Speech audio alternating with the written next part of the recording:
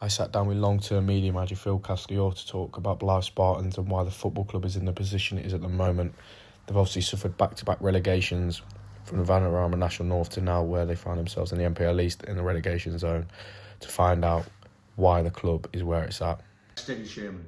Yeah. And good chairman who would put some money in and keep the club. So the heart was in the club and would make sure it survived and grew, which it did through the 60s and 70s under Jimmy Turney as chairman, and then Tony Platten and Kevin Scott took over their local business people, and they kept us afloat. When they decided to retire, step back voluntarily, we struggled to fill that vacuum. Yeah. So we have job security needs. So I think we're just struggling financially. We've got a new board in now, as you know, who are steadying the ship. Yeah.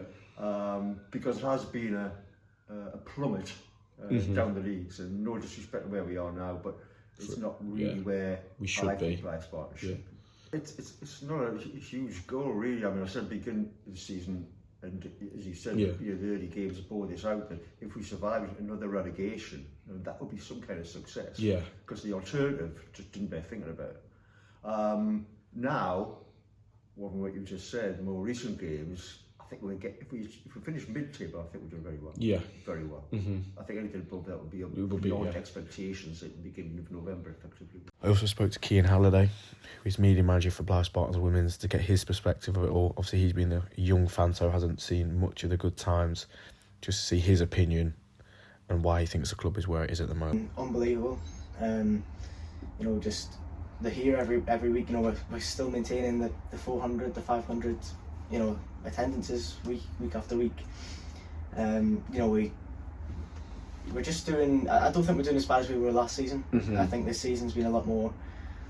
I'm not going to say stable because it's not, but it's been very much better already than it was last. So yeah, I just think that we need to give it time.